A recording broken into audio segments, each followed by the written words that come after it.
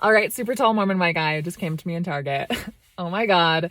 You can quit refreshing my TikTok. Yes, I'm making a video about you. The whole world revolves around you. You're the main character.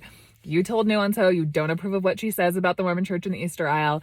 And then she roasted you for a minute straight after she got into the car for the entire internet to see. So let's replay this. And if I get one thing wrong, please correct me, okay? So I have my hand on a bag of candy, okay? In the Easter aisle. I have my hand on a bag of candy and he walks up 8 feet tall. Like my neck, I haven't interacted with a person this tall in ages. And he goes, "What you're doing, I'm against it." And I swear to God, I go, "Easter?" And he's like, "Your whole thing." And he starts to back up with his hands up in the air. And he walks to the other end of the aisle to like get some distance from me. Not surprised because I'm wearing my hot shorts. And he gets some distance from me. And he's basically like on the other end of the aisle, which is at this point like the length of his body. And he goes, "You leave the church and you can't leave it alone." And I'm like, you left a comment section where you saw that really cool quip and you couldn't leave it alone and you employed it in person. I didn't say that, but I'm like, hey, I'm really pumped for you at the next Fast and Testimony meeting where you get to go up in front of everyone and tell the story of when the Spirit told you to stick it to that girl with the really good hair on TikTok.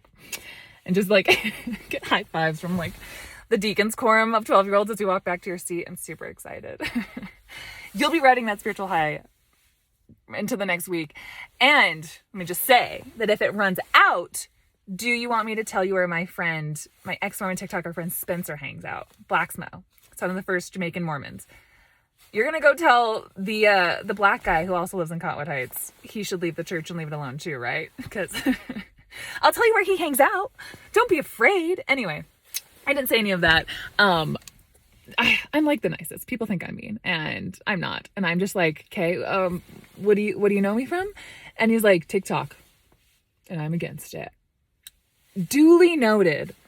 Attention Target shoppers. Straight white Mormon guy believes in Mormon church. Breaking news. Cool. Please hand me that fake grass so I can grow a fake fuck because I'm all out of real ones. Neat.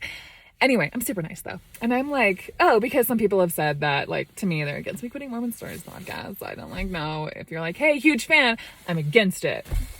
High five. I'm one of your hoes on Patreon. I was hoping it would go that way and it didn't. But no, he leans in and he really wants to like lay a bomb on me.